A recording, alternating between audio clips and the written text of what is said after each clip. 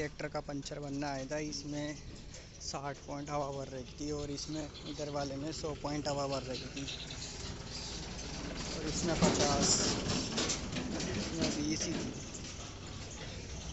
एक पंचर है, ये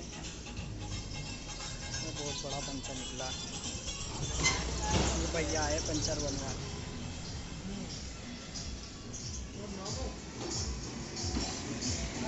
टायर आने दो बदलने क्या पाओगे? हाँ भरवाने यहाँ टाइम तो लेगा। भर देंगे दोनों में एक बार चेक कर लेंगे। वो कम है यार प्लाट का मीटर ले जाने में मीटर 50 रुपये लगे। पहले किया था तुमसे काम करने से पहले, बाद में ये क्या हुआ?